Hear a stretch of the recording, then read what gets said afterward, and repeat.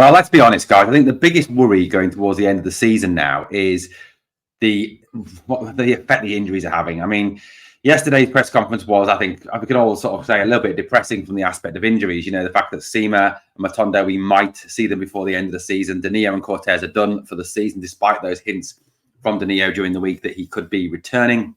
Ridvan is a maybe. You know, it's just depressing how many players are actually missing. On X this morning, I put out a tweet, an X, whatever it's called, you know, talking about, can you imagine a front four going to Parkhead of Cortez, Sima, Cantwell, and Danilo? The threat that would carry, the pace, the power, the strength, all the things that they don't like against them. If we had those four, you know, it could be a very different picture. But look, let's look at it this way, guys. We've got to just kind of get behind what we've got. And look, I know ideally you probably wouldn't want to play Fabio Silva again this year because he has not proved himself at all. You know, Lundstrom and Barisic, again, you've got question marks over their mentality going into the end of the season, knowing that both of them will be off. But I think the problem we've got is there realistically is no other options at this moment in time. What you see out on that training field at Auchenhowie is what we have got, and that's it to the end of the season. It's depressing. It is really depressing, and the injuries, you know, are something that we're going to need to address over the summer. I think it's twofold in terms of the injury problems. Number one is we've got to look at the medical staff, the strength and conditioning coaches, the training methods, etc., etc. What damage are they doing to the players? Yes, some of the injuries are impact injuries, like the Danilo one, which is the result of playing against hammer throwers week in, week out.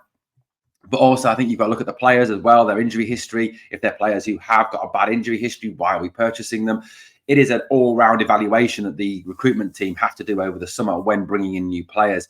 You know, I've seen reports as that, you know, as much as between 10 and 20 players on their way out over the summer, which would instigate and which would sort of say that there's going to be a massive, huge change over this summer, which there does, I think, need to be no matter what the outcome of this season is. Well, let's look ahead to tomorrow's game. We play Kilmarnock at home, back at Ibrox for about the first time in a month, which would be great to be back at our home. Obviously, one of our penultimate home game this season against a Killie team that have done exceptionally well. I think, you know, personally speaking, look, no matter what you think of him, I know he turned Rangers down in the past, but Derek McInnes has done a fantastic job with Kilmarnock. I mean, I think he's well worthy of his nomination for the Manager of the Year award. I hope he gets it. I think he's done a very, very good job. I mean, taking Kilmarnock to fourth place, you know, and also getting some very notable results, in particular, obviously beating that lot. And obviously as well beating us. He's done a great job, and he's got a team that works hard, a team that fights, a team that battles, a team that plays some good football. So, look, he's going to have them bang up for tomorrow. You know, I think if Hearts don't win today against Celtic, then obviously Killie can still catch them. Kilmarnock are still obviously playing to get into Europe next season as well. That's an incentive for them. You know, McInnes will have them absolutely fired up, and they will come. They will work hard. They will make it as difficult as possible.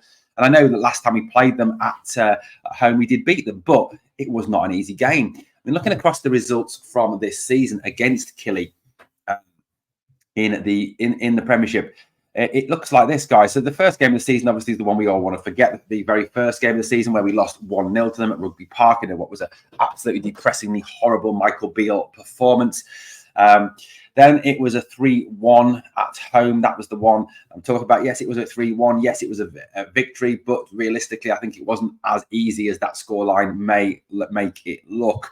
I don't think it was a 3-1 in any way, stretching the imagination. So it is going to be a tough game tomorrow. They will come and make it hard. Then, obviously, that period of fixtures went through, which we all said was going to be the toughest period. Went to Rugby Park, got the 2-1. Their only goal coming from that penalty, which has now since been said to be not a penalty. So, you know, other than that defeat on the opening day of the season, our record against Killie in the last few games has not been bad at all. 2 victories this season to 1 defeat. You know, and overall, our record against Kilmarnock over the last few fixtures looks like this. Let's have a little look at it together. So it's not bad at all. I think, you know, a lot of people talk about Killie being a bit of a bogey side for us. A bit of a team that causes us trouble, and yeah, I think they do in the aspect that they work hard. They make it hard for us to break them down. They make it tough for us to get after them. So yeah, I do understand that from that aspect. But you know, the last sort of few games against them, the 2-1, like I said at Rugby Park, the 3-1 at Ibrox. Yes, there was the 1-0 defeat, but before that was a 3-1 to Rangers at Ibrox, a 3-2 away victory at Rugby Park, a 2-0 at Ibrox, a 1-0 at Ibrox, a 1-0 away at Rugby Park. So dating back to 2020 there, You look at those last few fixtures, there's only one defeat in those last few fixtures. So it does give us hope. And I think, there is kind of a narrative, isn't there, very much around the fact that we've kind of struggled against them and they've got a good record against us. Well, that graphic there tells you a little bit different on that aspect, that in those last few games, we've been the dominant force and we've won all those games, only losing that one at Rugby Park. So look, it's at Ibrox tomorrow. It's a game we should be winning. And I'm not saying it's going to be a cricket score. I'm not saying it's going to be a game that helps us get the goal difference down.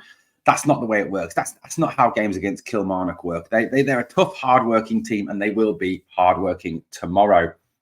Our overall record against them, total matches, 61 games overall, 43 victories for us, 8 wins for them, 10 draws in that total. Ibrox, 32 games at Ibrox between us and them, 25 wins, 3 defeats, 4 draws. You've got to go back way before 2020 to find the last time we lost to Killie. Our record in the Premiership is 53 games played, 37 wins, 8 defeats, 8 draws.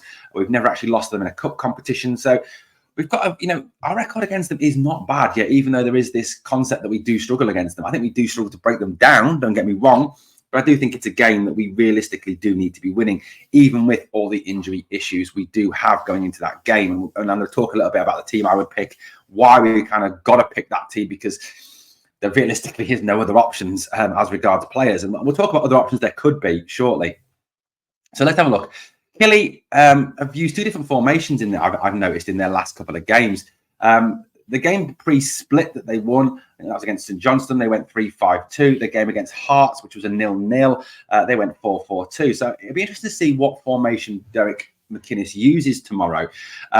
I think he'll use a 3-5-2 to keep it more defensive, so that those players can drop back and in. But he does seem to like to keep 2 players up front at all times, in Watkins and Vassell, who will be a threat going forward on the counter-attack. And we know that one of the things that we do struggle with this team is that transition, that counter-attack on us. We've seen that against Celtic. We saw that against Dundee, against Motherwell, against Ross County. The quick, fast counter-attacks on us, our defence sometimes struggle with. Now, one of the key things tomorrow will be getting to that first minute without giving away a silly chance. Tav, wake up for the first minute.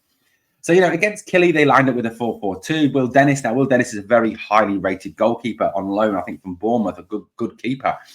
So, he will be a difficult guy to beat. We'll have to be taking our chances, and that's something I want to talk about very shortly. So, back 4 right, Mayo, the ex-Rangers player, Finley and what's that guy's name again? D's there. 4 of Armstrong, Donnelly, Polworth and Kennedy. Vassell and Watkins. Now, one of their top young players didn't play in their last game. Watson, he was on the bench. I think he will start tomorrow.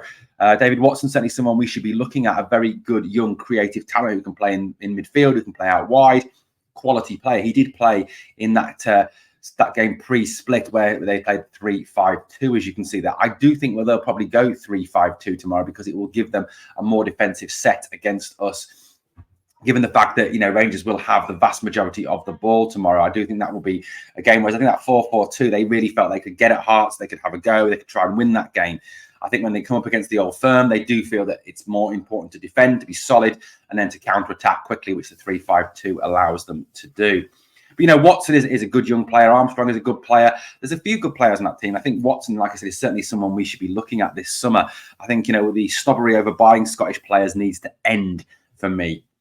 Now, one of the things we're going to need to be tomorrow is clinical. One of the things that I really noticed, especially in those games that we didn't get the 3 points in, the Motherwell game, the Ross County game, and against Dundee, the fact that we don't take our chances, the fact we miss easy chances. And look, Cyril Dessers has been fantastic this season, in terms of the goals he's actually scored, but he has missed 26 big chances. And you can't help but feel that he takes one of those chances against Ross County, and at the end of the day, we do not lose that game. It's a different picture going into this split. It is something that's hurt us this season, is the misses, not just by Dessers, but by Danilo, by Roof, when he's been fit finally, by a number of players who've missed some big chances. As a team, we don't tend, other than that Hearts game, to really put a smack on teams, really put teams down and finish them off properly. We're not clinical enough in front of goal, and that's certainly something I think we need to look at in the summer, bringing in players who will help improve that clinical nature of this team. In terms of the starting lineup tomorrow, well, look, I know there's a lot of players here that you probably wouldn't want in the starting lineup, but I think the issue we've got here is what else is there at this stage of the season with Seema out, with Cortez out, with Matondo out, with Danilo out? You know, Ridvan is only a maybe. Like I said on the video yesterday, what the hell are they doing with Ridvan's recuperation for it to take this long to go from being 50-50 for the old firm to only starting training again that last week and only partly training last week and this week, sorry, to then suddenly be a maybe. I mean, what the hell is going on with that guy's recuperation? You've got to really ask big questions of the medical staff, of the player, and of the fitness staff at the club. So, you know, look, tomorrow, obviously, Jack Butland in goal. Super Jack Butland, who has been absolutely outstanding this season. Hopefully will win the PFA Scotland Player of the Year. News that Goldson's out for the rest of the season. That pretty much guarantees Suter and Balogun as our centre-half pairing to the end of the season. As I said on the video yesterday, what other options are there? Yefeko, maybe. King, maybe. But I think, you know, Clement perhaps hasn't got the faith in them to play them. Tav obviously will start at right back. Hopefully he's awake for the first 5 minutes of the game, unlike the last few games. Sterling will have to start at left back unless you move him into midfield or up onto the wing and you play Barisic. That is the other option. But then Barisic, do you really want a player who's checked out, who's been hauled off sub? I mean, yeah, he wasn't too bad in the last game, but he has had some pretty awful performances, including the last one against Killie, where he was hauled off at half time. So, you know, it's a difficult situation, and I don't envy Philippe Clement with his selection. Dio and Lundstrom, look, ideally, I wouldn't want Lundstrom in there. I mean, theoretically, if Ridvan was fit, then I'd love to see Sterling and Dio in there. I just think Lundstrom looks tired. I think he's regressed. I think there's no coincidence that since, you know, when he went from negotiating his new deal, looking for his 3-year, 35 grand a week, he was on form. He was playing brilliantly. Now it's come to a situation where we can't offer him the 35 grand a week that he wants. His performances have gone back downhill again. You may call that a load of rubbish. I don't know. It's a conspiracy theory, I know, but it does seem very strange that his performances have dropped off a cliff since it became apparent that we couldn't offer him the deal that he wants. But like I said, what other option is there? Ryan Jack is injured. You could play Dow, but then that takes him the defensive element away from it. I don't know what we could do.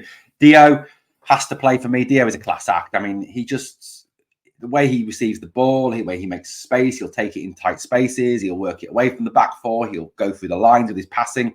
He's a top player. This is where the issue comes now. I mean, Cyril Dessers picks himself at the moment because literally there is nothing else. You cannot trust Kemar Roof. You know, Danio's out for the rest of the season. You know, unless you're going to go completely off the thing, go for someone like Josh Gentles from the under-18s, who was brilliant the other night. Don't get me wrong, but I don't think he's anywhere near ready for first-team football yet. But, you know, look, this is where we're at. This is what we're up to now, guys. Cantwell, I think, has to play in the 10 role. You know, I think Cantwell was unlucky to be subbed in the last game. I think he was actually playing quite well, leading the press. And he had that run where the shot, if he just got his foot around it a little bit more, he probably troubles the keeper. I thought Cantwell played quite well. I think Cantwell's the one player who seems to be still fighting for this title, still trying for this title. And given the fact that Lawrence is in really bad form at the moment, you know, what other option is there? Cantwell, I think, you know, is probably our best player at this moment in time. McCausland on the right, I think Wee Ross, and I think he gets a lot of unfair criticism from some of our fans. I really do think that Wee Ross gets a lot of unfair criticism. I thought he looked good in the semi when he came on from Seema. I thought he looked good when he came on last week. I think, you know, you've got to give McCausland that start on the right-hand side because, like I said, Seema's out, Cortez is out, Matondo's out. What else is there?